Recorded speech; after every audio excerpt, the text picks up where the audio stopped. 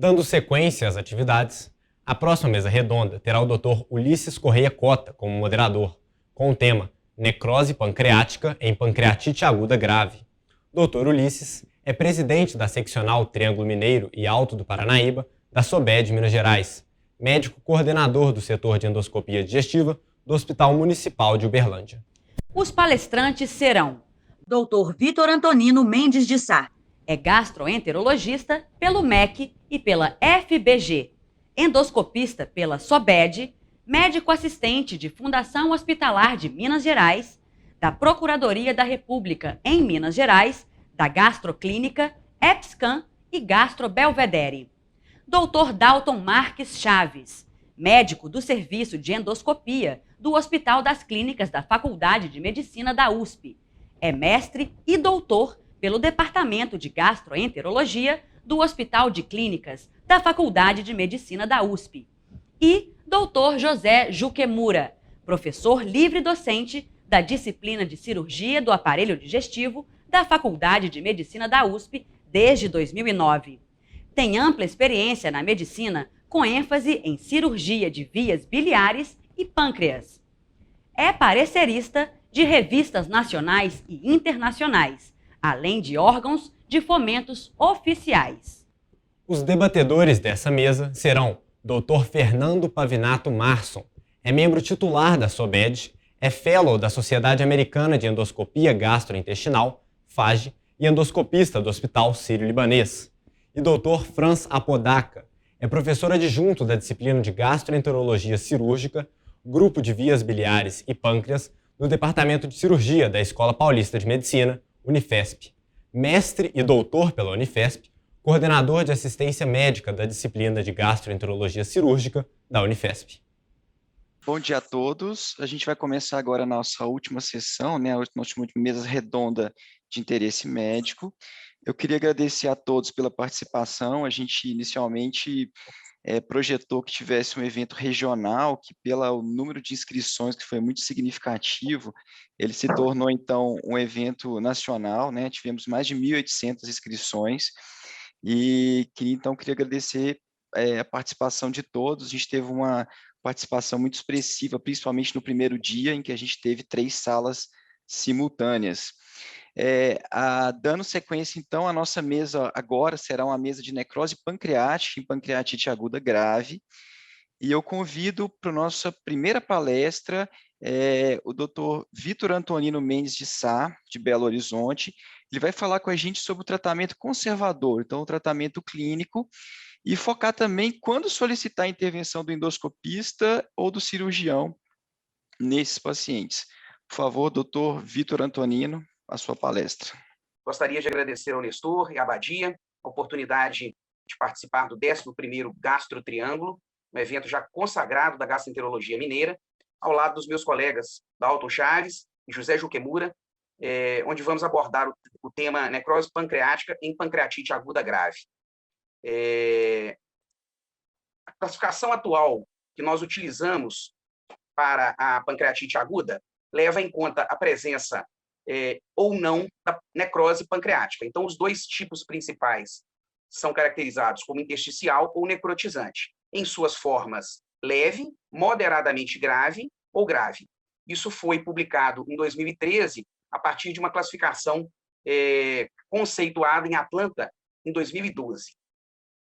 Nós vamos falar especificamente do manejo conservador e de quando que nós vamos pedir a intervenção do endoscopista e do cirurgião nos casos de pancreatite grave, cursando com necrose. Como que a gente define pancreatite grave? A partir da persistência da falência orgânica de qualquer órgão que seja, a partir de 48 horas.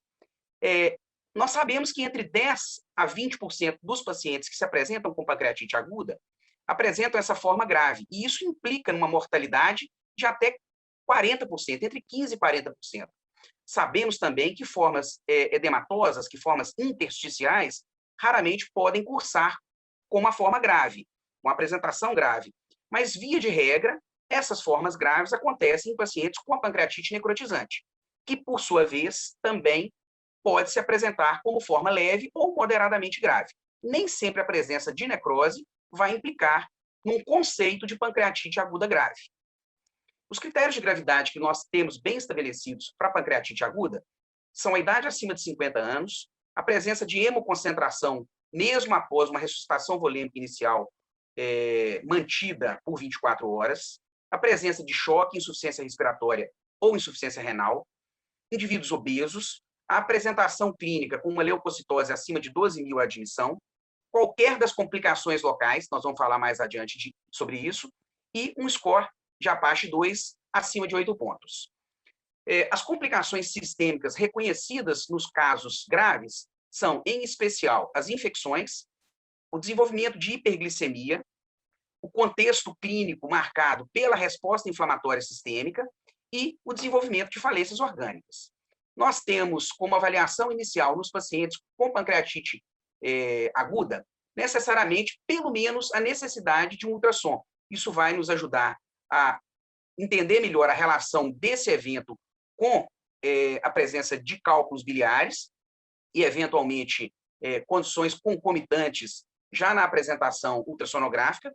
Reservamos a tomografia contrastada para pacientes que estejam cursando com suspeita de necrose ou de outras complicações locais e, excepcionalmente, podemos lançar mão também da ressonância magnética, especialmente quando for necessário algum planejamento terapêutico ou estudo das vias biliares. Quando a gente fala de manejo da pancreatite aguda grave, é muito importante a gente focar no tópico hidratação. Sabemos que a hidratação tem um papel crucial na boa resolução clínica, no bom desfecho clínico desses pacientes, especialmente porque, como nós não temos uma droga capaz de mudar naturalmente o curso da doença, o que nós precisamos tentar é mitigar, minimizar o dano inflamatório. Então, a hidratação, ela tem como objetivos limitar ou prevenir a necrose pancreática, fazer a adequação hemodinâmica desse paciente, que muitas vezes perde grande volume de líquido para o terceiro espaço, estabilizar a permeabilidade capilar, modular a resposta inflamatória e preservar a integridade da barreira intestinal. Numa avaliação inicial, a gente sempre deve levar em conta se há ou não a presença de CIRS, da resposta inflamatória sistêmica, como eu já frisei, a hemoconcentração, os níveis de ureia, que podem ser um indicativo de desidratação, de hipovolemia, a presença de hipoalbuminemia, o débito urinário, que deve ser mantido em pelo menos 0,5 ml por quilo por minuto, e a presença ou não de congestão pulmonar, que é um fator limitante, às vezes, para ressuscitação ou para manutenção volêmica. Para isso, nós nos valemos de alguns dados clínicos, muito simples, mas muito úteis. A partir dos dados vitais, o volume, o débito urinário, em 12 e 24 horas, a dosagem sérica dos íons, dos eletrólitos, a mensuração da pressão intraabdominal e as dosagens glicêmicas. Nos pacientes com pancreatite aguda grave, isso não necessariamente vamos precisar de terapia intensiva para obter esses dados, isso pode ser feito fora do CTI e realmente nos ajuda muito, nos guia muito na condução desses casos. Precisamos citar que a pressão intraarterial, que a pressão venosa central e a pressão a pressão arterial capilar pulmonar não são confiáveis em pacientes que estejam cursando com hipertensão intraabdominal ou que estejam em ventilação mecânica. O débito urinário, como eu já citei, ele deve ser mantido acima de 0,5 ml por quilo por hora. O conceito de hipertensão intraabdominal, ele leva em conta a presença de uma pressão acima de 12 milímetros de mercúrio a partir da cateterização vesical, e isso costuma estar presente em até 80% dos pacientes que cursam com pancreatite aguda grave, daí a importância da gente ter esse dado. E o conceito de síndrome compartimental do abdômen, que normalmente se correlaciona com o aumento da pressão intraabdominal acima de 20, que tem uma relação direta com aumento de disfunção orgânica e mortalidade. Um tópico importante no manejo da hidratação, que nós precisamos ressaltar, é que quanto mais precoce a ressuscitação, melhor o resultado. Ao receber esse paciente no pronto atendimento, essa ressuscitação deve ser feita preferencialmente com cristalóide, idealmente o Ringer lactato, faça um bolus inicial de 1.000 ml, aproximadamente 20 ml por quilo, pode ser um pouco mais de 1.000, e mantém em torno de 3 ml por quilo por hora, por até 48 horas, evitando exceder 5 litros em 24 horas. Na média, isso dá uma uma conta em torno de 5 a 10 ml por quilo por hora nas primeiras 48 horas. A opção pelo coloide, ela deve ser considerada em pacientes hipoalbuminêmicos graves, especialmente se a albumina abaixo de 2, ou hemodiluídos, pacientes que estejam com hematócrito abaixo de 35. Como parâmetro de boa hidratação, a gente observa a queda da ureia, a manutenção do hematócrito entre 25 e 35 e o débito urinário acima de meio ml por quilo por hora. A gente carece de estudos clínicos controlados e randomizados para validar as melhores recomendações na ressuscitação volêmica. Mas isso que a gente tem proposto aqui é razoavelmente consensual. O antibiótico na pancreatite aguda grave não tem papel profilático, isso está bem estabelecido, caiu o conceito de profilaxia antimicrobiana na necrose acética, na necrose estéril, né? E quando a gente precisa lançar mão de antibióticos, deve-se dar preferência aos carbapenêmicos ou a combinação de uma cefalosporina de terceira ou de quarta geração ou uma quinolona com o metronidazol. O controle de dor na pancreatite de forma escalonada deve levar em conta, em especial, o uso no nosso meio da dipirona, da meperidina e do fentanil. Evita-se o anti-inflamatório e evita-se o uso da morfina. A nutrição, mesmo nos casos de pancreatite grave, pode ser feita por via oral, que é a via preferencial. Não sendo possível, a via enteral torna-se uma opção bastante razoável, e a via parenteral fica reservada para aqueles pacientes que têm um ilho muito prolongado, que realmente, efetivamente, não toleram o trato digestivo, a dieta oral ou enteral, e deve ser retirada ou reduzida o mais precocemente possível, tão logo haja o restabelecimento do trato gastrointestinal. Quando a gente fala de necrose pancreática, que é o objetivo principal da nossa abordagem aqui hoje, nós temos que lembrar que aproximadamente 20% dos pacientes com pancreatite aguda cursam com essa forma de doença. É uma doença bifásica, tem uma fase precoce, em torno de 1 semana, 10 até 14 dias, e a fase tardia, que é onde começam a surgir as complicações infecciosas. O diagnóstico da necrose, normalmente, ele é feito a partir do 3º dia. 3º, 4º, 5º dia, aquele paciente que está com uma certa evolução desfavorável, ou porque tem persistência de sintomas, ou porque está dando algum indício de complicação orgânica. Mas o diagnóstico da infecção da necrose, ele geralmente é tardio, a partir do início da 3ª semana. Né? A partir das 2 primeiras semanas iniciais, um paciente com necrose que não melhora, que começa a ter sinais de complicação, há que se suspeitar da presença de infecção. E, normalmente, o paciente com necrose pancreática, ele se apresenta com a forma grave. Nem sempre isso vai acontecer, mas, de maneira geral, a necrose implica em uma resposta inflamatória mais intensa, e isso conduz, muitas vezes, a uma falência orgânica persistente que caracteriza a forma grave, né? E isso incorre numa mortalidade média de 17%, variando em séries entre 15% e 20%. Nós temos esse slide mostrando uma área estrelada do pâncreas captando contraste e uma área apontada por setas em que há nitidamente a ausência de captação do contraste, indicando uma necrose pancreática na região da cabeça e parte do corpo bastante extensa, né? Quando a gente fala em necrose pancreática e o seu tratamento, a gente não tem como deixar de falar do debridamento dessa necrose. Qual que é o objetivo de retirar esse tecido necrosado? É remover um tecido que já perdeu a sua funcionalidade, quer dizer, e que tem um potencial de infecção, visando sempre preservar a função pancreática. Nós não queremos debridar um tecido pancreático viável, nós queremos debridar o necrótico.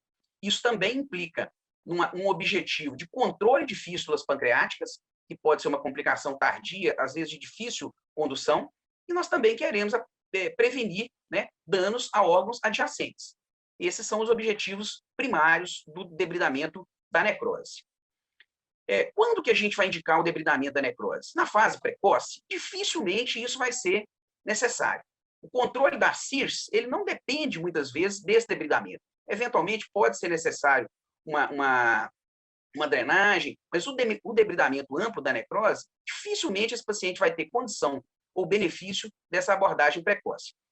Normalmente, indica-se esse debridamento a partir da 3ª ou 4ª semana, visando sempre a resolução dessas falências orgânicas e a redução da resposta inflamatória, com a consequente estabilização clínica, e no momento em que se consegue, anatomicamente, definir melhor as estruturas que estão viáveis, que não são viáveis, e que a resposta inflamatória ao redor permite uma abordagem mais segura por parte seja do cirurgião, seja do endoscopista, ou, eventualmente, do radiologista intervencionista.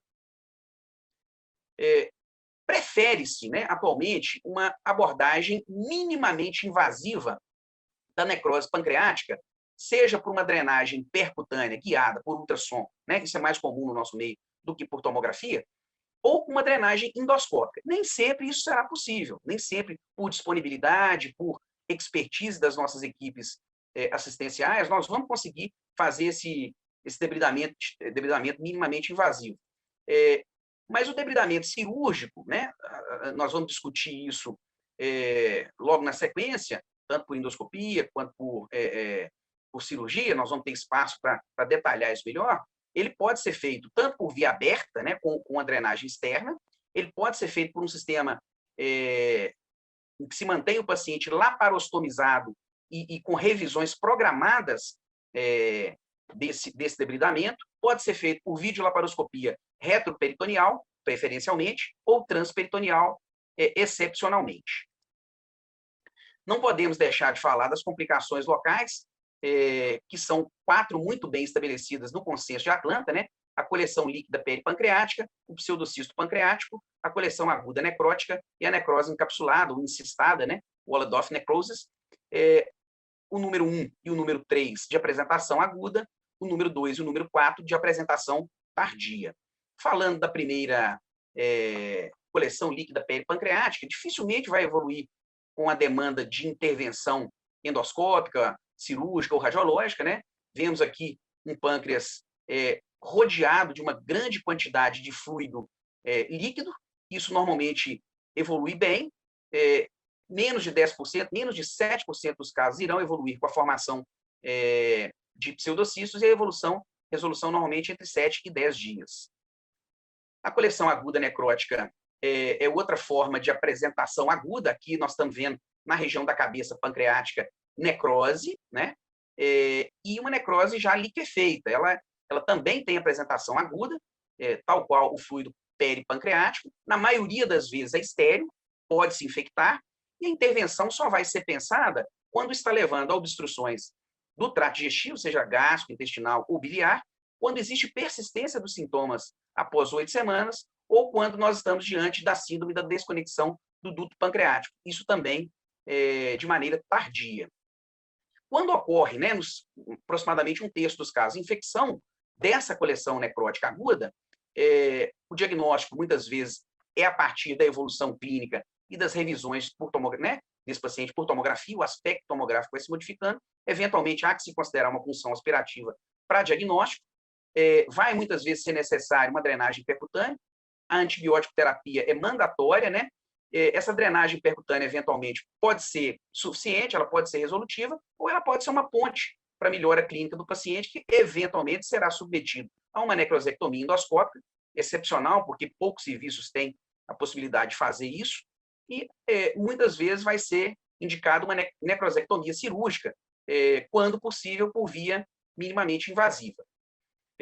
Falando das complicações locais crônicas, quer dizer, para tardias, né, a partir de 4 semanas, nós precisamos citar o pseudocisto pancreático, conceitualmente uma coleção encistada, madura, sem revestimento epitelial, geralmente secundária à pancreatite aguda, mas pode ocorrer na pancreatite crônica ou traumática. É uma coleção tipicamente extrapancreática com líquido homogêneo. 2 exemplos aqui, um de tomografia e outro de ressonância magnética, de volumosos pseudocistos pancreáticos, sua íntima correlação com a cavidade gástrica. Normalmente, o pseudocisto é seguido tomograficamente, já que a resolução espontânea é a regra, né? Ou mesmo que exista a persistência do pseudocisto, geralmente sem geração de sintomas ou infecção. Se houver persistência significativa dos sintomas, especialmente envolvendo a via biliar, o trânsito intestinal, compressões vasculares ou urinárias, isso pode levar à indicação de intervenção. Se houver um crescimento muito rápido, essa é uma outra situação que também tem que ser considerada para intervenção, seja ela endoscópica, seja ela percutânea. O desenvolvimento de infecção torna mandatório a intervenção sobre o pseudocisto, bem como a presença, né, de pseudoneurismas no contexto de um pseudocisto pancreático. As opções de tratamento por via percutânea, por via cirúrgica ou por via endoscópica, lembrando que por via endoscópica há uma necessidade de um cisto mais maduro, de pelo menos 6 centímetros de maior diâmetro, e que esteja adjacente ao estômago ou duodeno para permitir uma condição de trabalho ao endoscopista, que pode se valer da via transmural ou da via transpapilar, para conseguir fazer o esvaziamento desse cisto. E, por fim, a última complicação local que nós precisamos citar, que é a necrose pancreática encapsulada, né, ou como gostam alguns, necrose pancreática encistada, Waldorf necrosis, é uma coleção necrótica madura e encistada, tal qual o pseudocisto, né, tardia, geralmente secundária à pancreatite aguda, muito raramente secundária à pancreatite crônica ou trauma. Ela pode ser intra ou extrapancreático, e, diferente do pseudocisto, ela tem componente líquido, mas ela tem componente sólido também, o que faz com que a apresentação imaginológica seja heterogênea e, por vezes, até loculada. O segmento tomográfico deve ser a atitude inicial, uma vez que há uma chance de resolução espontânea. Todavia, se houver, né, a presença de sintomas persistentes, de compressões locais ou de infecção, está indicado o tratamento, a intervenção cirúrgica ou endoscópica, tal qual nós vamos ver nesse próximo slide. Aqui uma imagem muito representativa, né, muito bonita, de uma necrose encistada. Vocês observam como que a coleção ela é heterogênea e ela é completamente revestida por uma parede espessa. E quando nós precisamos realmente fazer qualquer tipo de intervenção, nós também temos a opção de fazer por via endoscópica, seja transmural ou transpapilar. Pode-se fazer ainda guiado por ecoendoscopia, né, excepcionalmente, porque isso demanda tanto equipamento quanto pessoal treinado, que a maioria dos serviços não conta com isso prontamente, né? A drenagem pode eventualmente ser percutânea e muitas vezes é necessário um debridamento cirúrgico. É claro que existem outras complicações locais e indicações de intervenção, as quais a trombose venosa esplâncnica, o pseudoneurismo, especialmente cirroto, a síndrome compartimental do abdômen, que muitas vezes vai exigir a laparostomia para descompressão, e não podemos deixar de comentar também sobre as indicações de policistectomia e de intervenções sobre a via biliar, num contexto de pancreatite aguda, seja ela as formas leves ou formas graves. Nós vamos ter oportunidade de destrinchar melhor esses temas com a apresentação dos dois colegas que me seguem, e não posso também tentar me estender muito num tema que é caro a eles. Agradeço em nome das instituições que eu trabalho, em especial o Hospital João 23, onde temos a oportunidade de acompanhar esses pacientes na terapia intensiva, e, mais uma vez, parabenizar a todos pela brilhante programação, um evento de altíssimo nível que consolida o nome do Triângulo Mineiro, né, como uma referência realmente no nosso estado e no nosso país. Esperamos, em breve, a oportunidade de encontrar todos pessoalmente após o fim dessa pandemia. Um grande abraço a todos. Um ótimo sábado. Muito obrigado, doutor Vitor. Excelente apresentação. Eu queria só ressaltar aí para os participantes que o botão aí, Questions and Answers, ele está aberto, então a todos que desejarem fazer alguma questão, pode fazer agora durante as apresentações, que vão ser respondidas, então, ao fim das apresentações, durante a nossa discussão. Parabéns, excelente apresentação, doutor Vitor. A gente vai passar para a segunda palestra agora, dessa mesa, que é o doutor Dalton Marques Chaves, e que vai falar um pouco para a gente do papel da abordagem endoscópica nesses pacientes, então, com necrose em pancreatite aguda grave. Por favor, doutor Dalton, então, segue a palestra. Boa tarde a todos. É um prazer estar participando mais uma vez do Gastro Triângulo, atualmente na 11ª. É uma satisfação ter mais essa oportunidade. Agradeço a todos os organizadores, então, por me permitir estar participando de uma sessão tão interessante. Vou abordar, então, o assunto da necrose pancreática, o papel da endoscopia. Veja que entre as opções de tratamento, nós temos os tratamentos cirúrgicos, as técnicas radiológicas e as técnicas endoscópicas.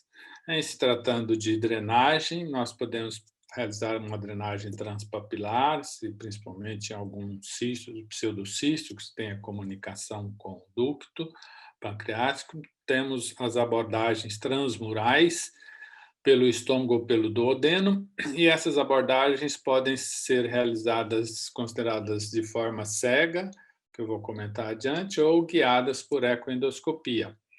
E temos as possibilidades de utilizar os estentes plásticos e metálicos. Então, essa aqui é uma necrose que eu considero um estado ideal para o tratamento endoscópico. Estar encapsulada. E isso acontece geralmente depois de 4 semanas. Então, nessa situação, em se falando de necrose, assim como os pseudocistos, é o momento ideal para abordarmos a necrose pancreática, onde está tudo bloqueado, então nós temos menos risco de disseminação e melhores resultados. Veja que nós temos a abordagem às cegas, que é a clássica, foi publicada em 1987 por Soendra, que é necessário ter um abaulamento na parede gástrica ou duodenal, e nós puncionamos às cegas e, guiado pela radioscopia, nós realizamos dilatações e aplicações de stents, e até abordagem endoscópica na luz da coleção. Aqui o exemplo da drenagem ecoguiada. Com o desenvolvimento da ecoendoscopia, houve a vantagem, então, de permitir esse acesso guiado pela ecoendoscopia em tempo real. Isso nos trouxe maior segurança e tranquilidade. Veja que, nesse caso aqui, a técnica de aplicação de próteses plásticas, né? Faz a punção guiada, aspira conteúdo, depois a gente passa um balão, dilata, e esse orifício aqui, esse balão, vai depender do que você está pretendendo fazer. Se for uma abordagem direta, que eu já quero entrar na cavidade e fazer um desvidamento, então temos que dilatar por um calibre em torno mínimo de 10 milímetros. Se for passar próteses plásticas ou até metálicas, nós não precisamos dilatar tanto. Então, nesse caso aqui, foi optado por passagem de 2 próteses plásticas. Veja, então, que é um procedimento um procedimento considerado seguro. Bom, a desvantagem da técnica não ecoguiada é essa restrição de ter a necessidade de ter uma compressão significativa na parede gástrico-duodenal. E a gente acaba fazendo uma drenagem às cegas e a gente não pode evitar vasos com muita frequência, a gente às vezes não vê esses vasos na parede, e também às vezes podemos até fazer drenagens inadvertidas de cistos neoplásticos, como o cisto mucinoso, que pode ocorrer, cistos mucinosos de grandes volumes, e não raramente já foram confundidos com coleções peripancreáticas, principalmente o pseudocisto. A técnica ecoguiada, então, ela mede com precisão a distância entre a parede do órgão com a parede da coleção, identifica vasos e varizes, diminuindo, então, o risco nesse grupo de pacientes com hipertensão portal, avalia o conteúdo da coleção, e isso nos facilita programar uma estratégia de abordagem ou não. E permite, então, essa drenagem, mesmo nos casos sem uma compressão significativa na parede gástrica ou duodenal. Comparando essas duas técnicas, veja que o sucesso técnico, tendo compressão, é igual, mas quando você considera aqueles casos que não têm uma compressão tão evidente, então a ecoendoscopia passa a ser superior, mostra resultados superiores de sucesso técnico em relação à técnica convencional ou drenagem, chamada drenagem à cega. Em relação à incidência de complicações, analisando vários estudos, como essa revisão aqui, eles não encontram diferença de incidência entre as complicações. Entretanto, quando a gente seleciona um grupo específico de pacientes com hipertensão portal, varizes associadas, aí a ecoendoscopia cursa com menor incidência, um menor risco de desenvolver hemorragia durante a abordagem. Nós temos as possibilidades das próteses plásticas e metálicas. As plásticas conhecidas, utilizadas por décadas, com o desenvolvimento das próteses metálicas biliares, passou-se a ter uma outra opção. A desvantagem das próteses plásticas é o calibre pequeno, levando, então, a maior incidência de obstrução, infecção, necessidade de reintervenções com muita frequência. Já as próteses metálicas biliares tinham a vantagem de ser tecnicamente mais fácil. Eu vou mostrar aí, ela é bem mais ágil, você fazer uma drenagem com uma prótese biliar do que com a prótese pigtail. O maior calibre das próteses biliares metálicas diminui o risco de obstrução, melhora a drenagem, é mais rápida, e o calibre dela de 10 milímetros permite você abordar posteriormente facilmente o conteúdo da coleção. A desvantagem seria o maior risco. Mesmo em próteses metálicas, nós temos a possibilidade de utilizar as próteses metálicas biliares recobertas, que tem a desvantagem de ter maior risco de migração, e aí a gente sempre recomendou associar o duplo pigtail por dentro dessa prótese metálica recoberta para ancorar, né? E as não recobertas, que elas não migram, mas, entretanto, elas tendem a obstruir precocemente. Acima de, no máximo, 2 semanas, a tendência dessas próteses é serem obstruídas pelo tecido de granulação que desenvolve. Então, necessitando de remoções precoces do estente metálico não recoberto, não passando de 1 semana. Eu vou até comentar isso mais adiante. Então, aqui um exemplo de uma drenagem ecoguiada, utilizando prótese metálica. Fiz a punção, vocês viram, então eu seleciono o local, vejo que não tem vaso, vejo a proximidade da parede gástrica, a espessura da cápsula da coleção. Se for, principalmente pseudocistos, isso, uma cápsula muito dura pode ter dificuldades. Então, aqui eu já passei o fio guia e passei um cistotomo, que é um acessório que na extremidade passa corrente elétrica e ele, então, amplia o orifício. Ampliando o orifício, um cistotomo de 8 frente, 8,5, já permite eu passar a prótese metálica direta, dispensando a necessidade de dilatação do balão para posterior introduzir a prótese. Veja, nesse caso, então, liberamos a prótese, aqui o ponto de constricção, e aqui nós estamos passando um duplo pigtail na luz. Nesse caso aqui, a parede era bem espessa, houve até uma resistência, mas conseguimos progredir e com, daí, no máximo, uns 4 dias, essa prótese, 3, 4 dias, essa prótese já está totalmente expandida. E aí está, como a prótese metálica recoberta com o pigtail na luz. Nesse caso, eu vou mostrar mais adiante, na nossa experiência com essas próteses, a incidência de febre é significativa, é alta. Então, após, principalmente quando você retira os antibióticos e geralmente reinicia a dieta, eu tenho como conduta tentar manter sem uma dieta líquida, no máximo, só líquido durante 1 semana, e antibiótico, e depois disso você vai liberando progressivamente a dieta. E quando não é tão raro, quando você retira, libera a dieta, esses pacientes desenvolvem febre. Então, nesse caso, a gente remove o stent, lava a cavidade, aborda, se tiver alguma necrose a gente pode retirar, ou então a gente, se no caso mostrar uma necrose acentuada, a gente não precisa guardar. Isso aqui é interessante, é o quê? Uma artéria esplênica pulsando. Isso mostra por que o uso desses estentes metálicos podem desenvolver hemorragia. Eu vou comentar mais adiante. Então, um estente metálico em contato com a artéria daquele calibre pulsando, a chance de ruptura dessa artéria é significativa. Então, nesse caso aqui, reabordei e agora estou repassando os estentes biliares para manter a drenagem ainda eficiente.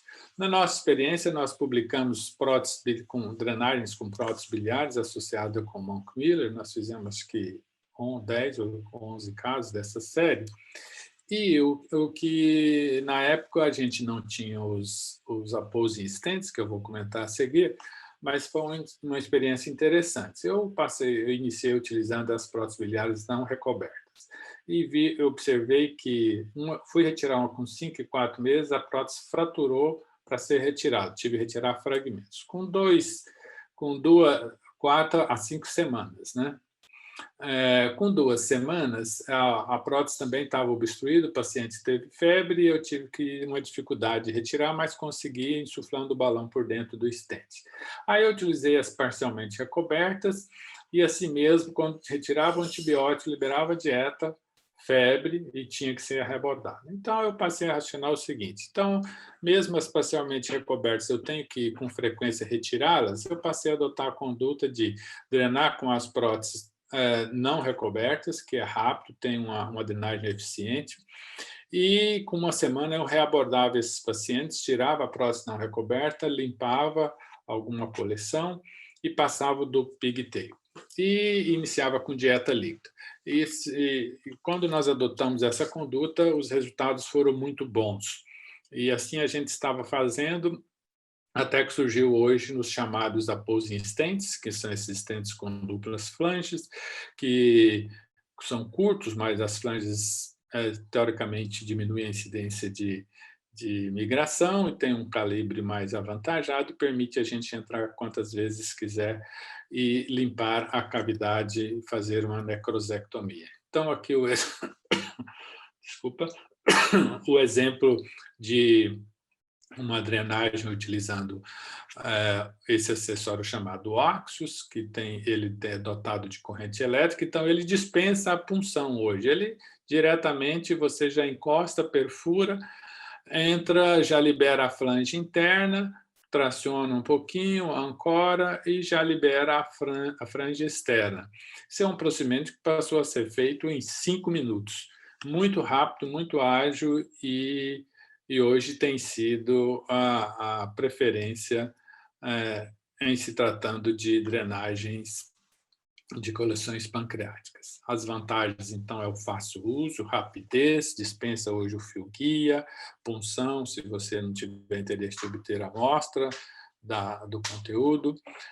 O calibre permite realizar desbridamento endoscópico através do stent e tem um baixo risco de migração. Veja, então, senhores, aqui a primeira série publicada, de 20 casos, onde já chamava a atenção a presença de sangramento tardio com o uso desses stents. As publicações seguintes, aqui uma revisão, ele associou pseudocisto com necrose, né, mas ele mostra uma incidência variável de sangramento que vai de 1 a 25%. O sepultamento do stent, se persiste por tempos mais prolongados, como ocorre na gastrostomia, pode acontecer. A migração também pode acontecer com maior frequência. Quanto mais tempo vai se passando, vai aumentando a incidência dessas 3 complicações. Perfurações e falha na liberação do stent está mais relacionado com a questão técnica de quem está fazendo.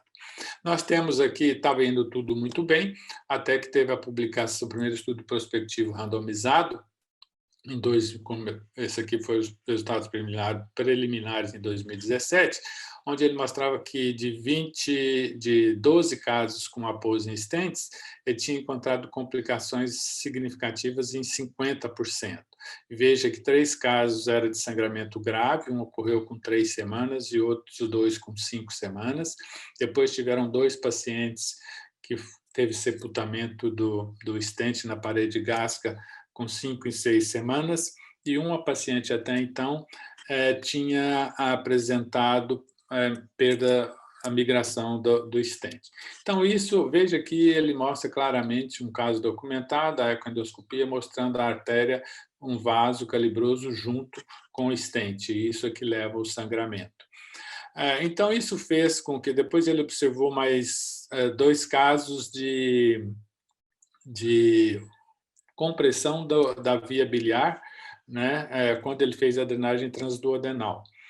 E isso fez ele mudar o protocolo, onde ele passou a adotar o seguinte: com 3 semanas, fazia uma tomografia, se já tivesse um colapso avantajado, quase resolvido toda a coleção, ele já retirava o mais precocemente possível esses stents, após stents. Com isso, ele diminuiu a incidência de complicações. Depois que ele adotou isso, ele completou 31 casos em cada braço do estudo, e ele teve só 2 casos de complicação com lambis, uma migração e um pequeno sangramento na parede gástrica, na parede do estômago, quando ele foi acessar para fazer um desbridamento. Essa é uma revisão sistemática, onde foram avaliados pseudocistos e necroses em grupos separados, e no grupo com necrose, veja que, comparando próteses plásticas e metálicas, não teve diferença em relação ao sucesso técnico, ao sucesso clínico. Aos efeitos adversos também, comparando esses 2 stents, houve uma tendência de maior incidência de complicações com os stents plásticos do que nos metálicos, mas sem diferença estatística. E aqui o número de reintervenções em se tratando de necroses foram semelhantes, lógico, a necessidade de reintervenção, mas mesmo assim o após stent não mostrou melhores, diminuiu a necessidade de reintervenções em se tratando de necrose pancreática. E, para finalizar, nós temos essa revisão que surgiu recente, em 2020, de grupos europeus, serviços muito bons e de referência, onde eles observam o seguinte: utilizando as próteses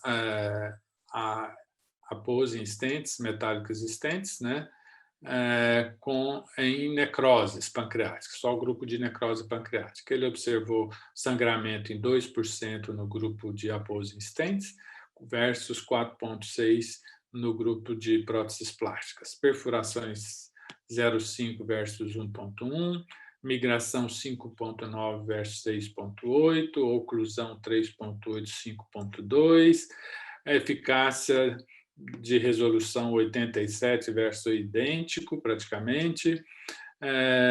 Número de procedimentos também muito parecidos, mostrando que o tratamento das necroses pancreáticas, comparando essas após-stents com próteses plásticas, não se encontraram diferença significativa entre os resultados e incidência de complicações. Então, é isso que eu gostaria de ter apresentado a vocês. Agradeço mais uma vez e estamos abertos aí às discussões. Muito obrigado. Obrigado, Dr. Dalton. Excelente apresentação. A gente vai ter oportunidade, então, depois da próxima palestra, de discutir ainda várias coisas desse tópico. Eu queria convidar, então, agora para apresentar para a gente quando e como abordar cirurgicamente o palestrante Dr. José Juquemura. Então, falando da parte cirúrgica do paciente com necrose pancreática aguda grave. Por favor, então, Dr. José Juquemura, sua apresentação. Bom dia a todos. Eu queria agradecer os organizadores pelo gentil convite para essa apresentação e aos meus colegas que participam da mesma mesa redonda, necrose pancreática em pancreatite aguda grave. O tema que me coube foi falar sobre quando e como abordar cirurgicamente. A primeira coisa que é importante para todos nós entendermos é que a pancreatite aguda é tratamento clínico. E a mesma coisa ocorre na pancreatite aguda grave.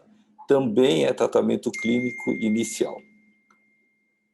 Nós, cirurgiões, vamos focar mais no tratamento das complicações, seja complicações locais ou no tratamento da etiologia, no caso de etiologia biliar. Agora, hoje, vamos falar sobre o tratamento da necrose pancreática, da pancreatite aguda na necrose pancreática. Não falaremos sobre pseudocisto, pâncreas desconectado, as fístulas pancreáticas e as obstruções duodenais, que também podem ocorrer como complicação e que também o tratamento é cirúrgico. Tem que lembrar que a necrose pancreática, felizmente, ela continua sendo uma situação rara. Ela ocorre em cerca de 20% dos pacientes e decorre principalmente do processo inflamatório e das lesões vasculares que esse processo inflamatório leva. Mesmo em grandes centros, como no Hospital de Harvard, a pancreatite aguda e a cirurgia, a pancreatite aguda em 15 anos, nesse trabalho aqui que estou apresentando, ele representa uma casuística de 2.500 doentes, mais ou menos. E somente 6,8% desses pacientes foram submetidos à necrosectomia. Quer dizer, uma situação de exceção à cirurgia no tratamento da pancreatite aguda grave.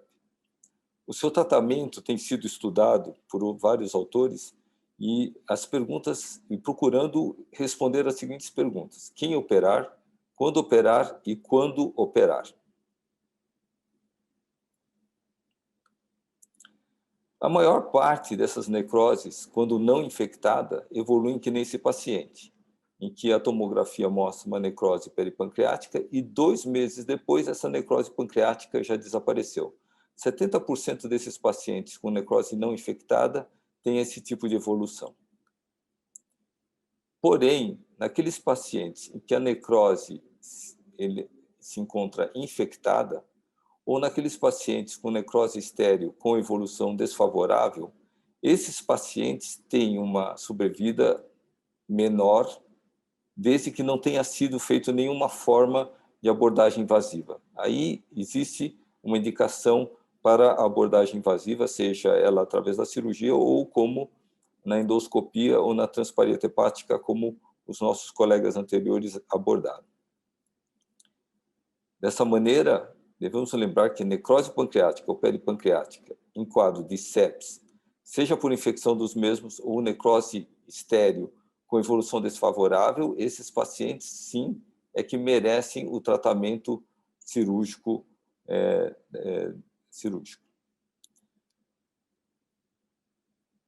A mortalidade desses pacientes com necrose infectada, quando operado, ainda é alta, cerca de 11,4%.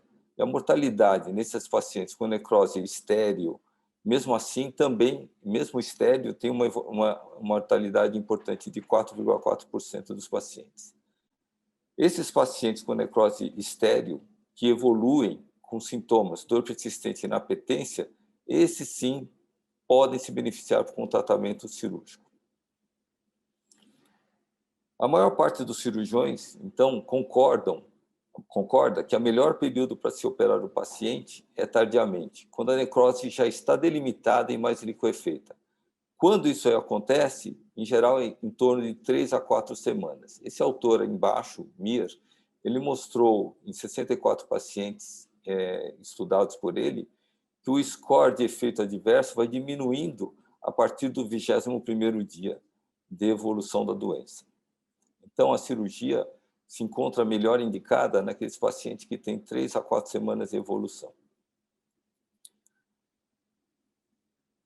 Aqui eu trago um dos trabalhos, dos vários trabalhos, que demonstra essa mortalidade menor nos pacientes com cirurgia postergada. Então, aqui veja esses pacientes, esse grupo estudado com 21 dias de média de cirurgia, uma mortalidade de 6,42%. Em contrapartida, aqueles pacientes operados em torno de 8,4 semanas após a instalação da sintomatologia, uma mortalidade de 15,53%. O importante na cirurgia, a meta é retirar todo o tecido necrótico desvitalizado e preservar o parênquima pancreático viável, procurando evitar, assim, possíveis evoluções para fístulas pancreáticas e limitando os danos a órgãos vizinhos. Em pacientes cuja etiologia é a litíase biliar, a colicistectomia com colangiografia também se impõe em uma das cirurgias ou na primeira ou na última cirurgia que o paciente for realizar. A via de acesso na necrosectomia por via cirúrgica, que nós estamos abordando, a via tradicional, ela ainda é um procedimento padrão ouro. Geralmente, tem que ser acompanhada por drenagem externa, com a colocação de drenos abdominais de maneira a drenar essas regiões que são operadas. A via laparoscópica ela é indicada em alguns centros e em alguns pacientes selecionados, assim como as vias endoscópicas e percutâneas. ou como tratamento ponte para um tratamento cirúrgico final. A via aberta, ela mostrou a melhor dos resultados da necrosectomia, a ponto de chegarmos atualmente a uma mortalidade em torno de 4%, menos de 10% de mortalidade, e uma morbidade, infelizmente, ainda alta, cerca de 72% desses pacientes, mostrando que a média de hospitalização desses pacientes é uma média elevada, em torno de 20 dias e 26 dias de internação. Aqui um exemplo de cirurgia de necrosectomia que é realizada pelo grupo, demonstrando que a via de acesso deve ser bem ampla para poder atingir as regiões de necrose com segurança. E a drenagem também deve ser ampla, com orifícios grandes e vários drenos para o intuito de deixar a drenagem ser efetiva nessas regiões. Nos pacientes em que a necrose se encontra na região retrogástrica, o melhor caminho para se chegar é através da ligadura dos vasos próximo ao estômago e operando, soltando bem rente a parede do estômago, chegar ao tecido necrótico peripancreático ou pancreático, assim evitando qualquer lesão do mesocólon que fica na região do outro lado, na região mais abaixo. Nenhuma lesão vascular que leve à lesão maior dos órgãos próximos.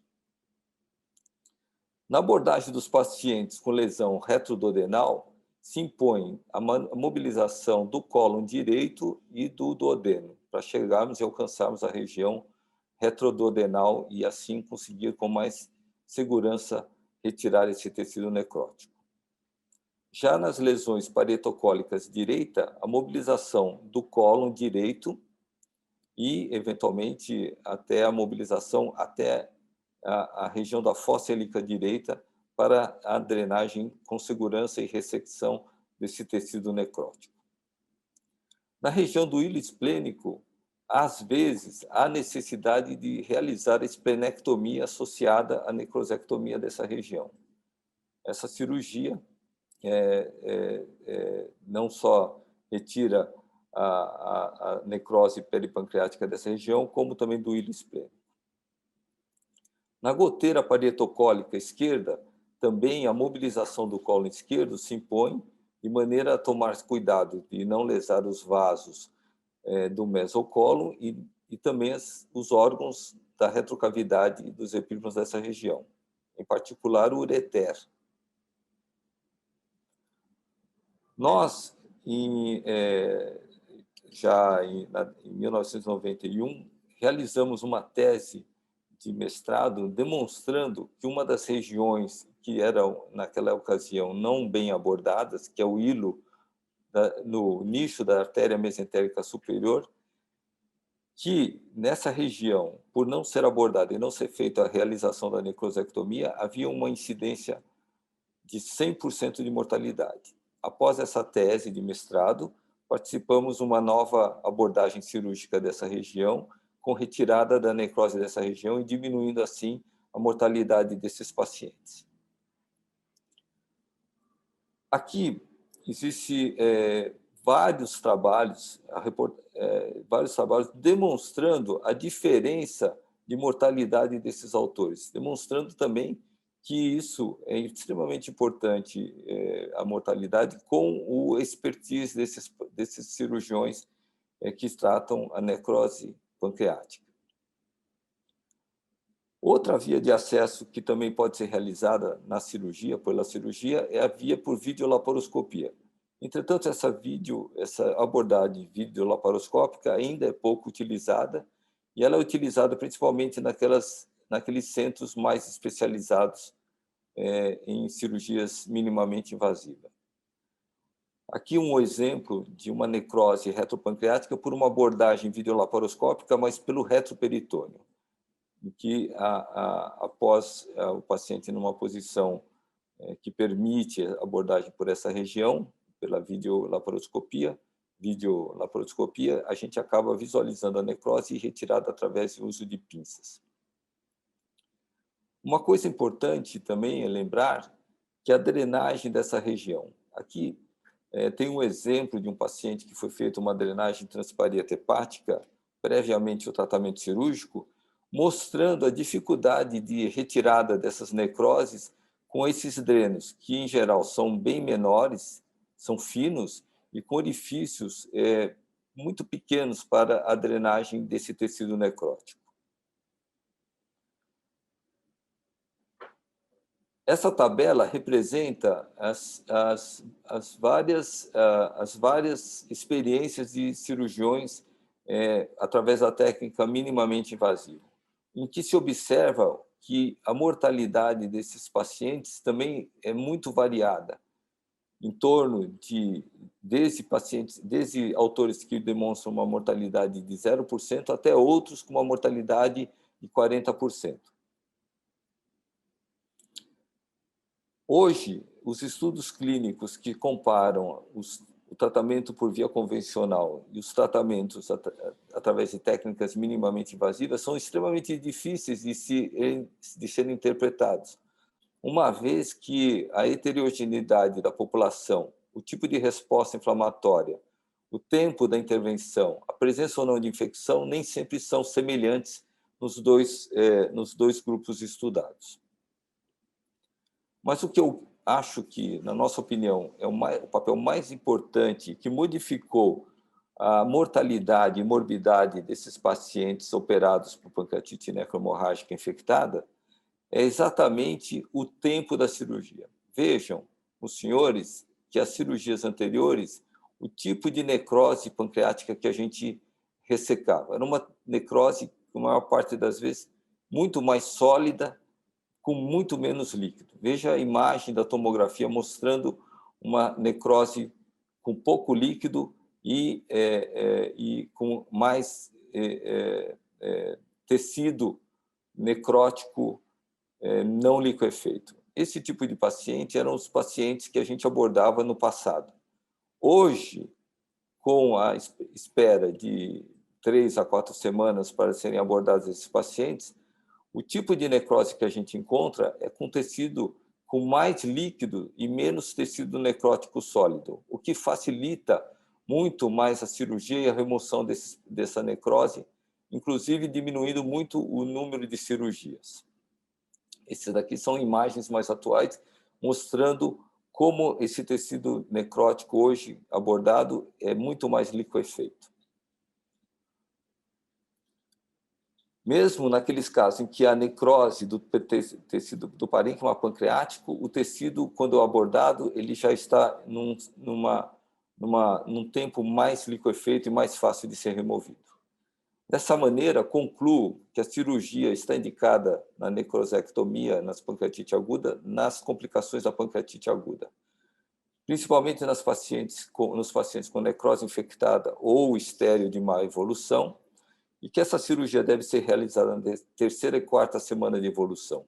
E a estratégia varia conforme a localização e a expertise da equipe cirúrgica. E a cirurgia continua sendo o tratamento ouro dessas necroses pancreáticas infectadas. Obrigado.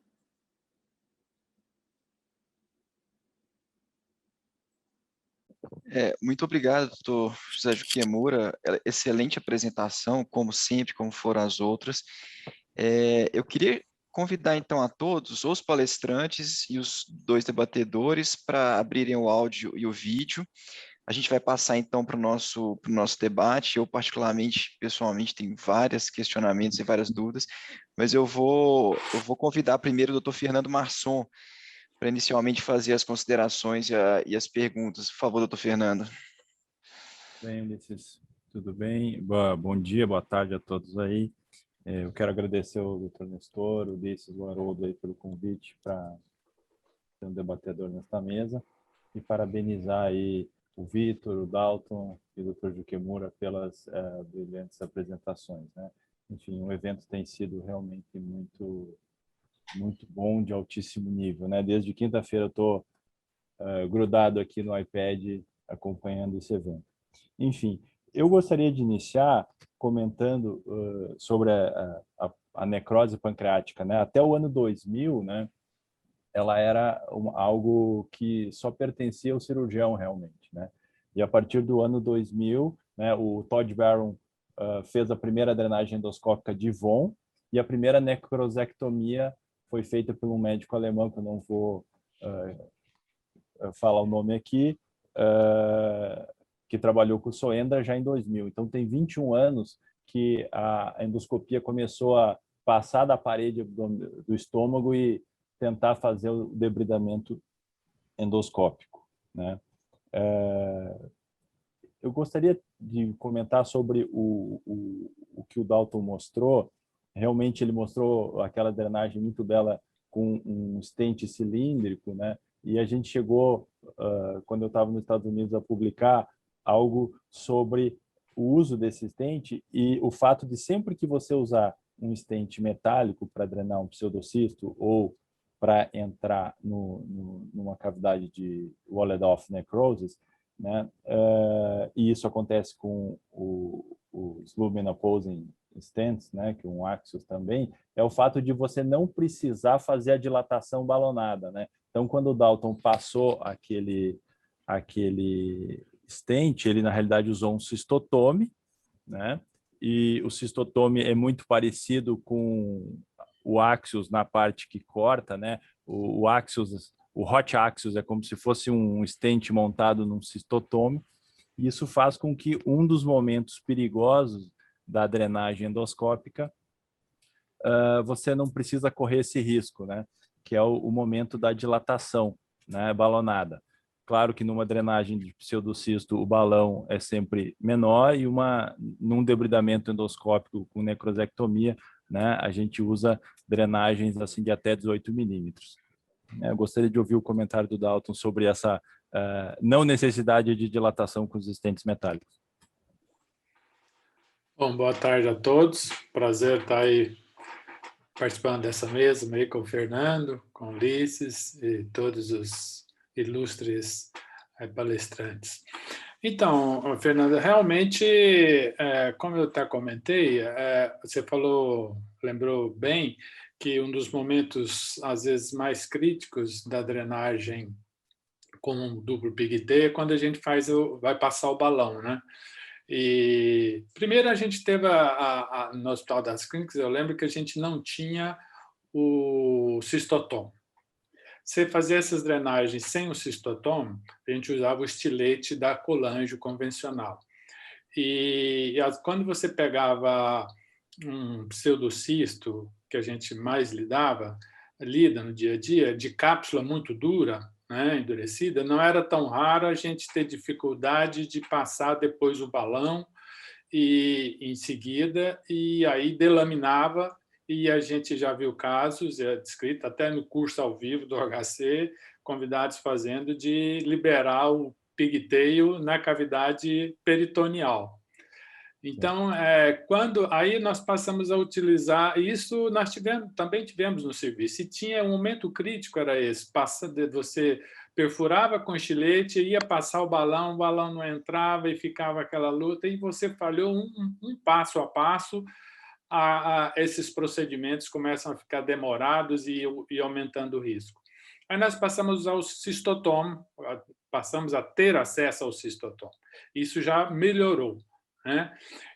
Mas tinha esse momento da dilatação, que você dilata, pode ter o risco de sangramento, aí vem aquela grande quantidade de líquido para a luz do estômago, você perde a visibilidade endoscópica, o paciente tem que estar entubado de rotina desses procedimentos, mas perdia a visibilidade endoscópica, ficava aspirando 1 litro, ficava ali meia hora só aspirando o líquido. Aí, quando nós passamos a utilizar as próteses biliares metálicas, realmente passou a ser mais ágil o procedimento. Já cistotom perfurou de 8 frente, 8,5, já vinha com a prótese metálica, liberava e saía. E não preocupava em expandir essa prótese, porque ela vai expandindo aí com o passar do tempo.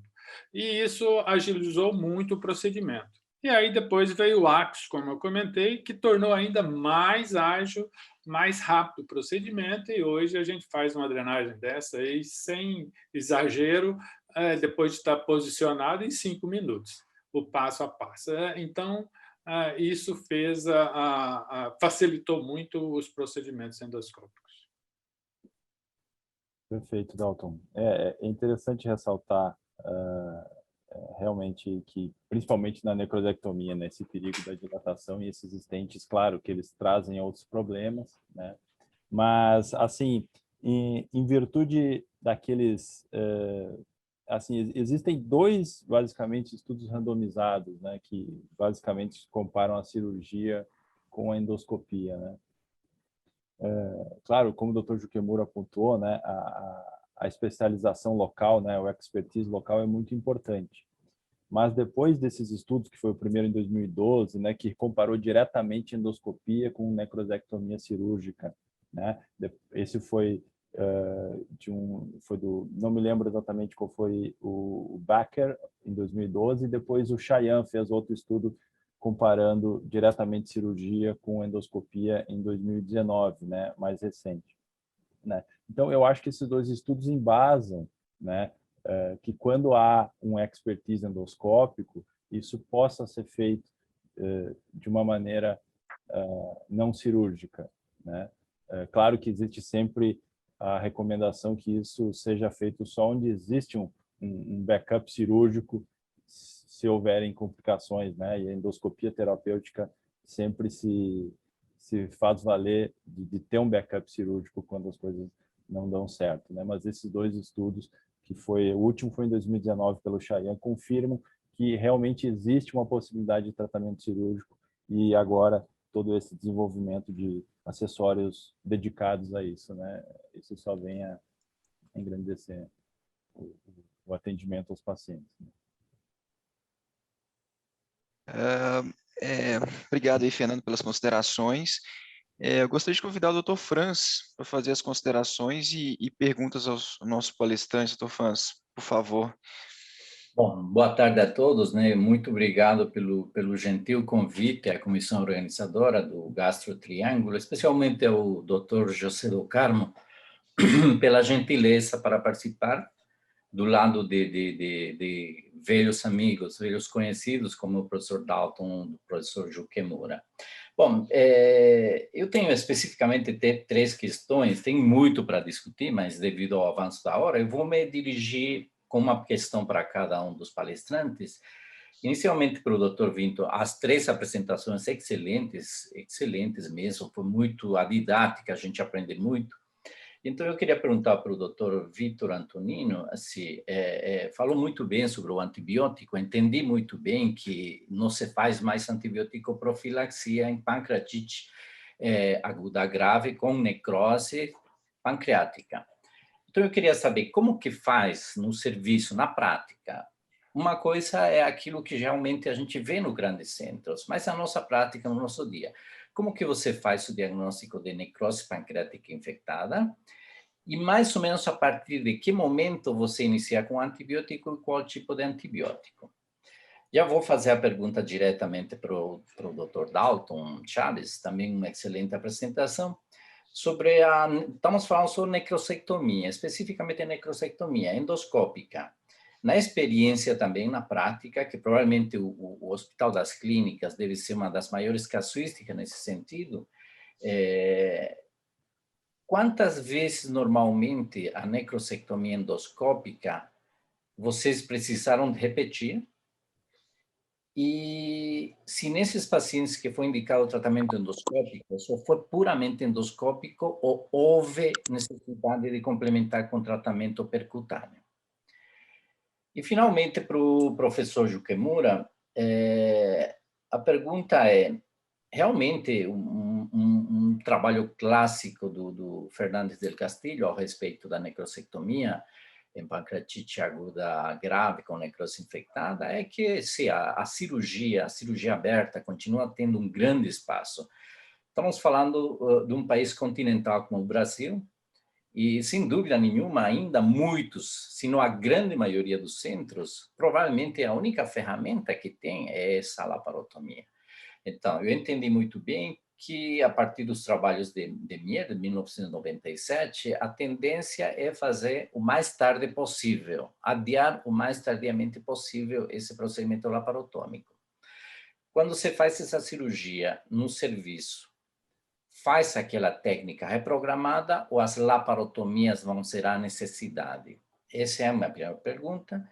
A segunda, Jukemura, é qual que é a sua opinião sobre o Step-Up Approach, aquele estudo controlado que, entenda-se bem, ele comparou a técnica minimamente invasiva com cirurgia aberta, mas não é a cirurgia laparotômica que eles utilizaram, foram outra técnica, é totalmente diferente. Mas eu queria ouvir de você, Jukemura, qual é a tua opinião sobre essa nova, nos últimos 10 anos, está se falando muito de necrosectomia percutânea, está se falando muito de necrosectomia minimamente invasiva. E, assim, para falar da nossa experiência aqui no Hospital São Paulo, eu devo dizer que realmente necrosectomia laparotômica, cada vez a gente está fazendo menos, realmente está fazendo muito menos, mas é por causa de que cada vez estamos utilizando mais drenagens percutâneas para esses pacientes. E na grande maioria das vezes, não está havendo necessidade de uma abordagem cirúrgica. Doutor Ulisses, são essas minhas observações, realmente todos estão de parabéns, e mais uma vez, muito obrigado pelo gentil convite. Obrigado aí, doutor Franz. Então, assim, passar a palavra aí primeiro ao doutor Vitor, né, para fazer a primeira pergunta, fazer a primeira resposta.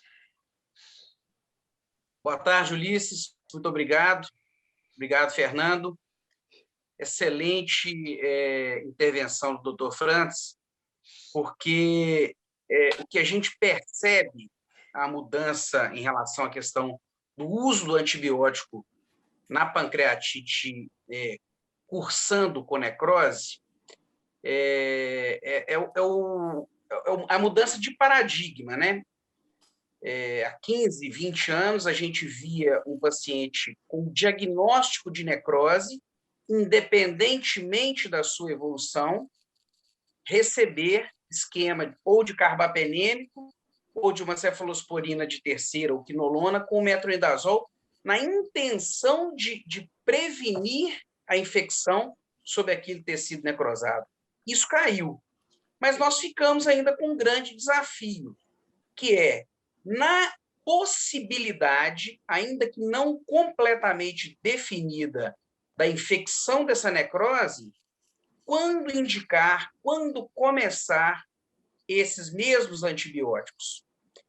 Basicamente, o que a gente, independente de estar num serviço secundário, terciário ou num centro universitário, basicamente o que nós vemos como grande definidor disso é a evolução clínica desse paciente.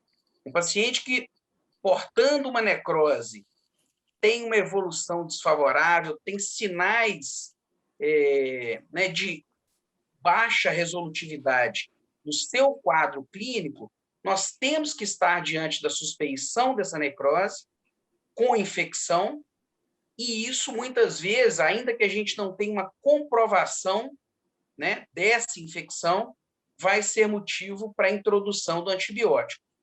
Outro dado que a gente usa, né, que a gente se vale para indicar a introdução do antibiótico, é a mudança do comportamento imaginológico, geralmente tomográfico.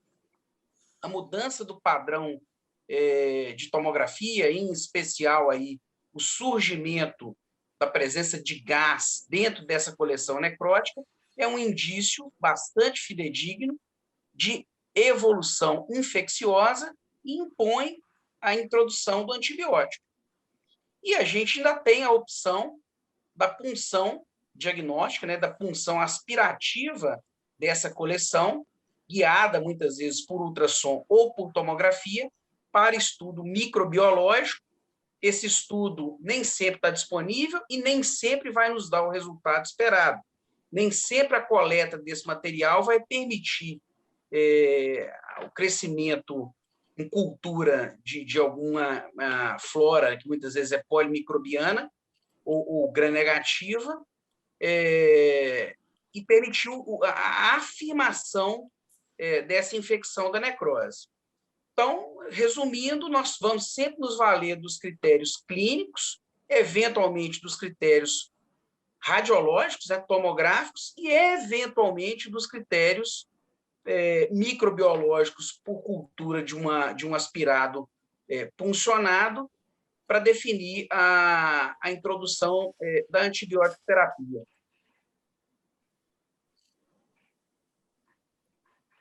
Obrigado, doutor Vitor. Doutor Dalton, por favor, a consideração. Prazer estar aí falando junto com o Franz novamente, sempre estamos juntos, aí, às vezes nas teses, é uma satisfação. Essa necessidade de reintervenções, logicamente, é caso a caso. O caso que eu lembro que eu já fiz maior número de reintervenções, acho que cheguei a fazer 4 ou 5 reintervenções.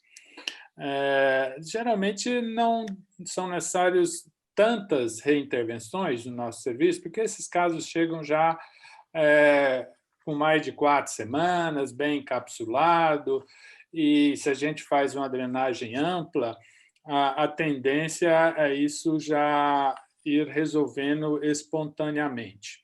Eu tenho a tendência de intervir o mínimo possível. Eu acho que a gente tem que dar chance ao organismo a reabsorver e ir eliminando. Se você mantém uma ótima drenagem hoje aí com os LAMs, né, as próteses de apose em stents, a minha conduta tem sido o seguinte: libera a prótese, já sai.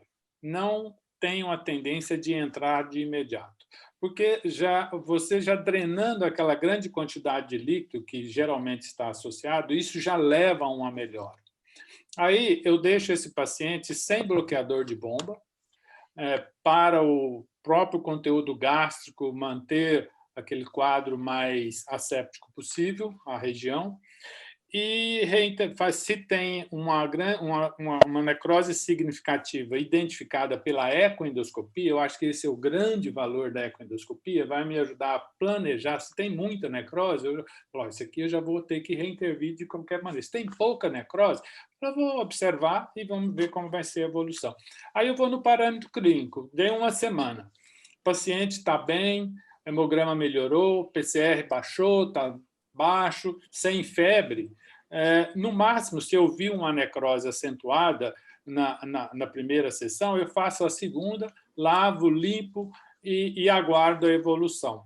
Se ficou muita necrose e esse paciente, no decorrer do tempo, a gente vê que o PCR não está melhorando, está aumentando, o hemograma está piorando e, principalmente, se começa com febre, a gente vai fazendo reintervenções, geralmente semanais. Isso tem sido a minha conduta. Eu, pessoalmente, tenho um certo receio de entrar e ficar passando alças, básicas. Vocês viram aquela artéria esplênica que eu mostrei pulsando. Eu acho que retirar isso meio às cegas tem um certo risco. E a gente retira órgãos. A gente já viu retirar a cauda do pâncreas, fragmentos grandes da cauda do pâncreas, e o mais recente teve no Hospital das Clínicas que o colega entrou limpando, puxando, saiu uma estrutura que ele foi ver que era a vesícula. Era a vesícula. Então, a gente fica mexendo meio às cegas, sem saber o que está pegando ali. E eu tenho receio muito de, uma hora, pegar uma artéria, uma veia calibrosa, e aí a situação vai ficar bem mais complicada. Obrigado, doutor Dalton. Doutor José Juquemura, por favor, poderia fazer as considerações. Boa tarde a todos. Eu queria, antes de mais nada, dizer que eu ainda não estou acostumado com essas aulas gravadas e a gente fica meio... Primeiro que eu queria corrigir na aula, que eu falei assim, a mortalidade no trabalho chinês é 8 dias. 8 dias é maior do que... Não é 8 semanas, é 8 dias. Então, precisa corrigir isso, senão alguém vai lá, depois estou vendo que está gravado, e vai falar, olha, ele falou 8 semanas, a mortalidade é maior. Não, é 8 dias. Eu acho, agora respondendo o Franz, eu acho que a grande mudança que teve no tratamento da necrose pancreática foi o entendimento tanto do cirurgião quanto dos clínicos e principalmente dos intensivistas de que o doente tem que ser operado depois de 4 semanas, 3 a 4 semanas. Então, aquela pressão grande que você nem sei se tanto, mas que o seu orientador, eu mesmo, recebíamos em relação a ter que operar o doente porque ele estava evoluindo mal na UTI, diminuiu bastante. Então, a partir disso, os doentes estão sendo operados bem mais tardiamente, o que leva à ressecção das necroses serem mínimas, bem menores. O que a gente vê mais é um tecido necrótico liquefeito e nem tanto necrose. O que já, respondendo a sua primeira questão, diminui bastante as cirurgias reprogramadas. A gente agora, na primeira cirurgia, frequentemente a gente resolve já o caso, já tira a necrose a ponto de você ficar satisfeito de que não tenha deixado necrose suficiente. A ponto até de que os colegas endoscopistas, eles também acham isso. Eles chegam e eles percebem que tem muito menos tecido necrótico para retirar. Por outro lado, em relação a isso, eu gostaria de lembrar uma coisa interessante que o Dalton falou. Em geral, na minha experiência, eu vejo que quando tem necrose pancreática, quando tem necrose de tecido de algum órgão, esse órgão fica menos liquefeito. Então, frequentemente, você tem um monte de necrose liquefeita e dentro dessa necrose liquefeita, o parênquima pancreático necrótico, porém não liquefeito.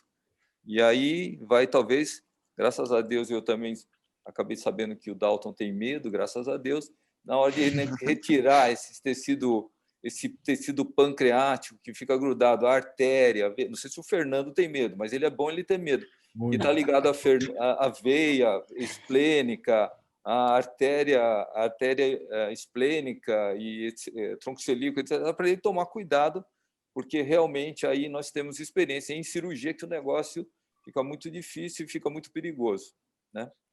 Então, em relação às cirurgias reprogramadas, a gente tem feito menos. E a mesma coisa responde à segunda questão que você fez. Eu acho que agora, como o tecido necrótico está diferente do que você operava no passado, fica muito mais simples você pensar num procedimento menos invasivo do que a cirurgia, de drenagem, mesmo a drenagem transparietal.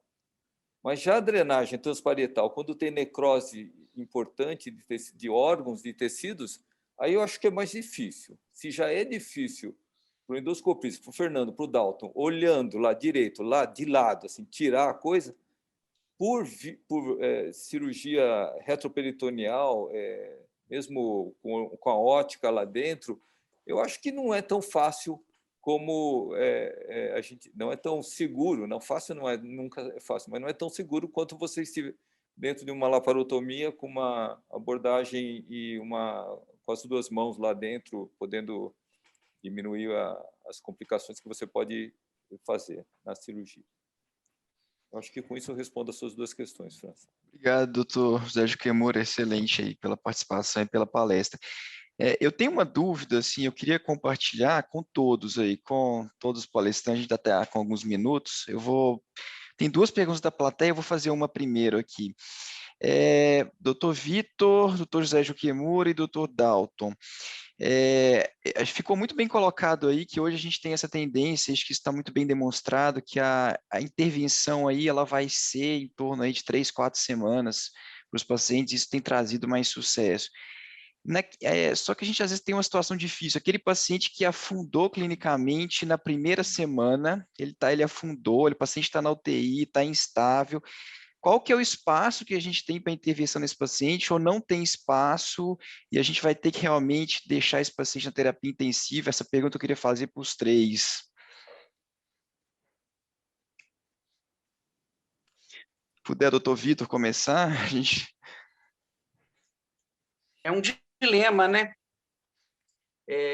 Como o doutor Juquemura colocou, a intervenção precoce, ainda que nesse paciente instável seja, né, do ponto de vista de assistência ali do médico que se vê confrontado com uma decisão a ser tomada, o que a literatura nos mostra, quando a gente vai buscar essa resposta do que a gente tem de melhor, né, que é a ciência, mais até do que a percepção do médico à beira do leito ali, é que essa intervenção precoce, ela geralmente não é bem sucedida. Então, otimizar os recursos que a gente conta na terapia intensiva e tentar controlar esse ímpeto de intervir numa situação que os estudos mostram que não é favorável, é muitas vezes a nossa preferência atual. O que também foi citado por ele é que, eventualmente, a gente pode, numa situação, vamos dizer assim, uma tentativa, né, salvadora, eventualmente lançar a mão de algum procedimento ponte. Porque esse paciente criticamente enfermo, às vezes, numa condição de falência orgânica respiratória, multifalência, né? Falência orgânica respiratória, renal, hemodinâmica, às vezes hematológica. Esse paciente é um paciente de altíssimo risco para um procedimento dessa magnitude. A reserva orgânica dele é muito baixa, né? E a condição, eu não sou cirurgião, eu sou gastroenterologista e da terapia intensiva, né? Intensivista. Eu imagino que a condição de abordagem cirúrgica, anatômica, local ali para o cirurgião também, ela é muito dramática. Ele tem que fazer um procedimento rápido, porque esse paciente tem baixíssima reserva, numa condição de muito edema, em que às vezes a delimitação anatômica está muito comprometida, e não tem amparo da literatura. Não é que não vai ser, eventualmente, numa situação muito excepcional, poder ser abordado, mas o que se vê, né, que a literatura mostra, e a gente conversando com cirurgiões experientes, como o Dr. Juquemura já nos mostrou aqui hoje, é que, via de regra, essa intervenção ela deve ser protelada ao máximo, porque a terapia intensiva também tem as suas limitações, mas, às vezes, ela ainda pode dar um espaço de tempo razoável para que essa intervenção futura seja feita e se obtenha um melhor resultado. Perfeito. Dr. Dalton, por favor. Esse momento de intervenção ele é muito importante. Como foi comentado aí, quando ele é muito precoce, pela endoscopia, eu lembro claramente de 2 casos que me chamaram em TI, não foi fora do Hospital das Clínicas, pedindo para intervir, fazer uma drenagem. E eu fazendo a ecoendoscopia, pelo tempo de evolução, eu comentei, falei, não está encapsulado, eu não vejo grandes benefícios. Mas a equipe ficou naquela, não, eu acho que está infectado, nós precisamos drenar, precisamos abordar. E quando você entra, não está encapsulado. Você cai ali no meio de um líquido, você vê até gordura peritoneal de lá, de cá, o pâncreas reto-peritoneal ali, e aí você não tem o que fazer. E a evolução realmente foi desfavorável. Eu só chamo a atenção, eu até tive um caso que eu acompanhei há pouco tempo que me chamou muita atenção, era um paciente obeso, idoso, com 70 e poucos anos, uma pancreatite gravíssima, chocado, entubado, e numa evolução aí, próximo a 3 semanas, me chamaram para abordar esse paciente, para avaliar a possibilidade de fazer uma drenagem endoscópica. Quando eu cheguei na UTI, eles tinham falado também com o pessoal da radiologia, o ultrassom já foi lá e colocaram uma drenagem percutânea bem no epigástrico. Olhei o paciente mal, o paciente muito chocado, muito grave, eu falei, sem chance, já está drenado, vamos aguardar. E, por surpresa minha, eu não acreditava que esse paciente sairia e ele saiu bem.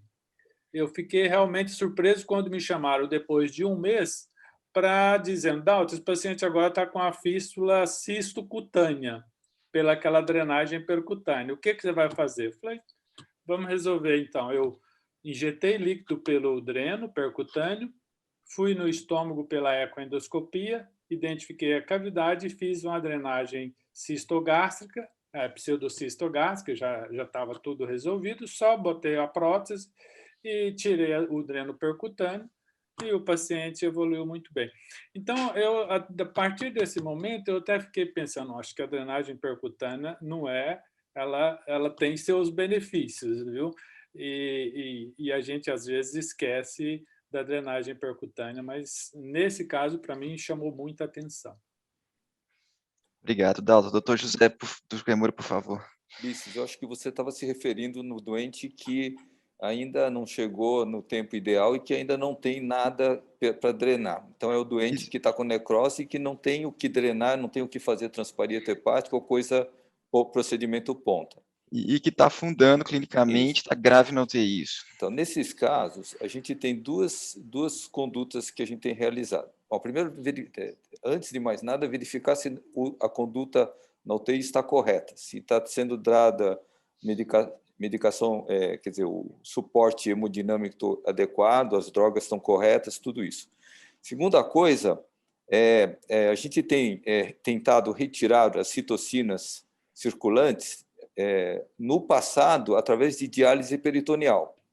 A gente colocava um catéter peritoneal e fazia diálise, não fazia diálise como se fosse diálise para renal, mas lavagem peritoneal com líquido de diálise para limpar aquele líquido e com isso retirar as citocinas.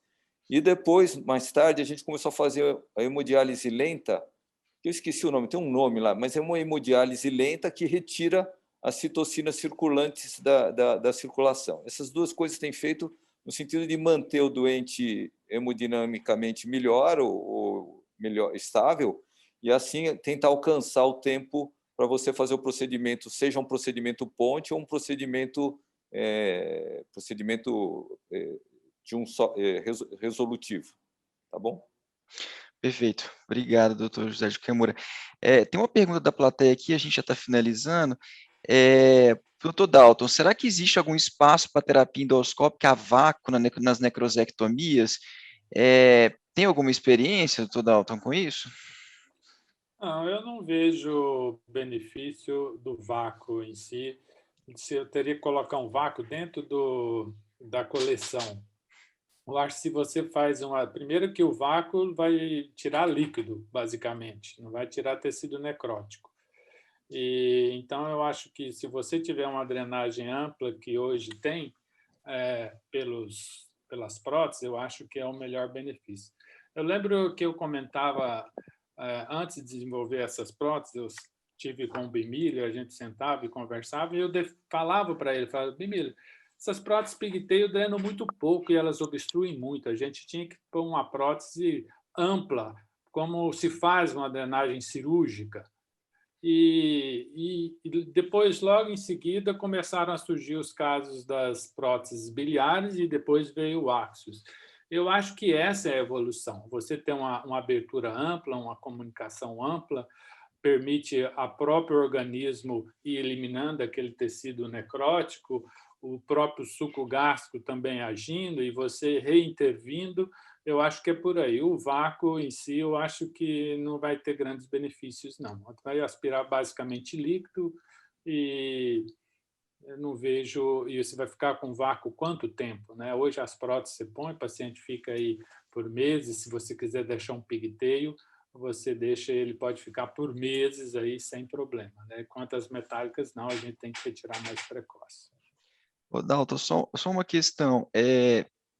Você tem, por rotina, usar água oxigenada dentro dessa área de necrose? É a sua rotina ou não? Quem é o paciente que tem indicação? Não, eu acho que todas as vezes hoje que eu lavo, que eu entro para limpar, lavar, eu ponho cerca de uns 30% de água oxigenada. Eu não gosto de pôr muita água oxigenada, porque vira aquela espuma ali que fica até atrapalhando a identificar. Então, eu ponho uns 30% de água oxigenada, eu acho que é suficiente, e eu evito ficar, como eu comentei, passando alça, passando basket. Eu entro com um cap, o que eu gosto muito é do cap. Eu entro com um cap na ponta do endoscópio e, por sucção, eu vou passando nas áreas de necrose, lavando, aspirando. Se tem um fragmento solto que gruda no cap, eu saio e jogo no estômago, eu já retiro pela boca. Então, o meu esquema de debridamento, eu uso o cap. Se está solto, vai vir no CAP. Se está aderido, deixa lá que o organismo vai resolver, e se depois em outras reintervenções, se aquilo ficar solto, você aspira com o CAP. Mas eu, pessoalmente, isso é o meu modo de fazer. Eu gosto de desbridar com o CAP, basicamente isso. Ok.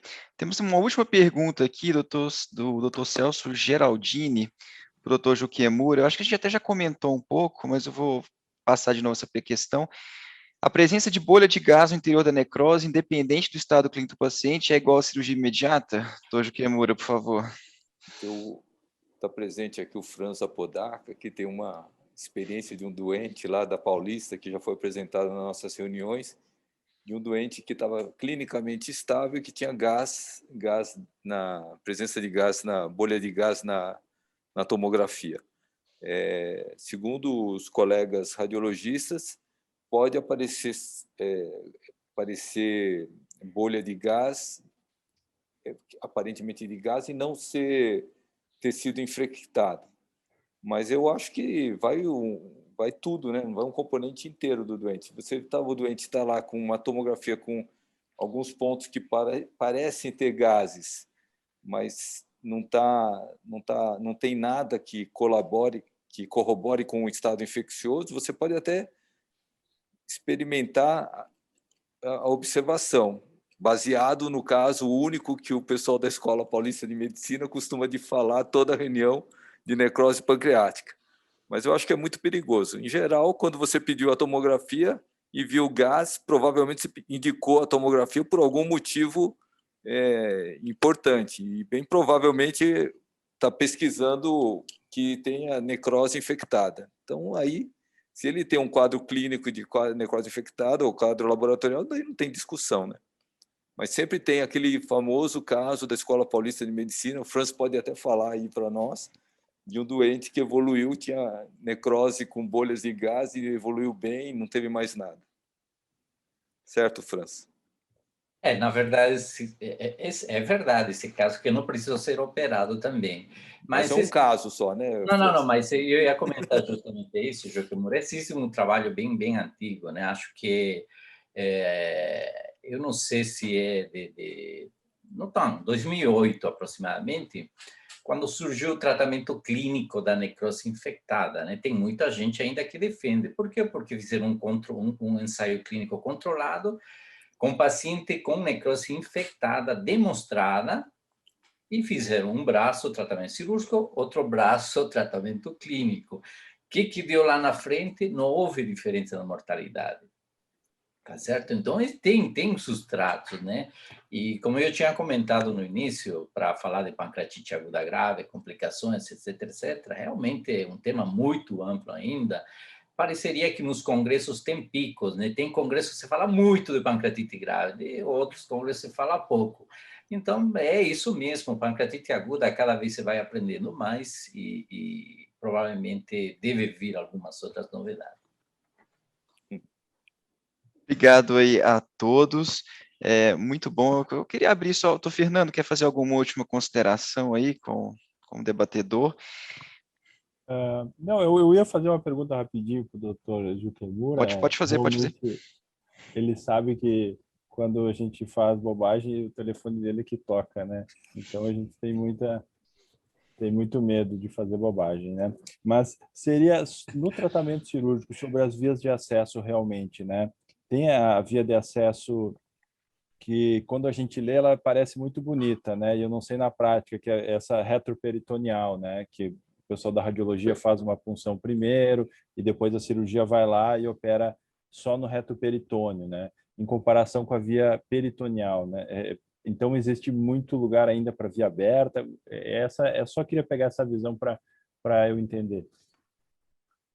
Eu acho, Fernando, bom, primeiro é bom saber que vocês ficam com medo do procedimento e não de mim, da minha crítica depois. Mas segundo, é para dizer que eu acho que tem um trabalho que o professor Marcel fez, ele ficava sempre muito curioso em saber por que a gente operava aquele necrose infectada, aquele monte de pus, e depois, quando a gente reoperava, não tinha pus na barriga. pus na barriga. Daí ele fez um estudo mostrando que existe uma alteração de macrófagos peritoneais na pancreatite aguda que justificaria não ter pus dentro da cavidade e, eventualmente, só tem pus naquela região do abscesso, o que, eventualmente, justificaria a via transperitoneal do que você tentar outras vias que não a transperitoneal.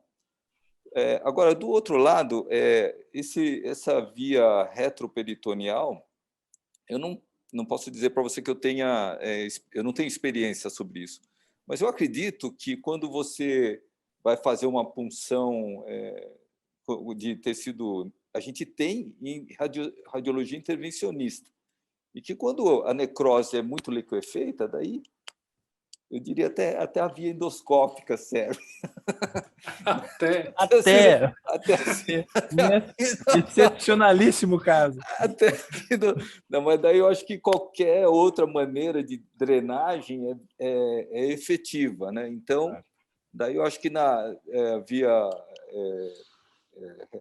retroscopia, eu acho que retroperitoneoscopia seria uma via, pode ser. Eu acho que cada vez mais a gente vai para a medicina personalizada, né? Personalizada dos casos que você tem. E mesmo a gente vendo, sem brincadeira agora, a via endoscópica e a via laparotômica, a gente sabe que tem casos que a via laparoscópica é muito mais fácil de entender e muito melhor. Tem casos que a via cirúrgica talvez resolva melhor, né? No caso, por exemplo, de pâncreas com ducto desconectado. Então, eu acho que tem que pensar em cada caso como deve se proceder. Não colocar também... Tem que pensar em todas as possibilidades que você tem no arsenal terapêutico do doente, né? Perfeito. Obrigado aí a todos. Obrigado, doutor Sérgio Cremura. Obrigado, Dalton. Obrigado a todos aí que participaram. Obrigado, doutor Vitor, Fernando e doutor Franz.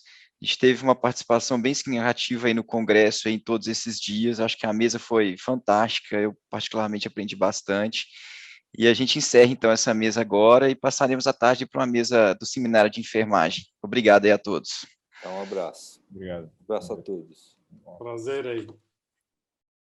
Agradecemos a participação de todos. Queremos lembrar que o conteúdo das palestras ficará disponível no site por 6 meses, com acesso exclusivo aos inscritos do evento.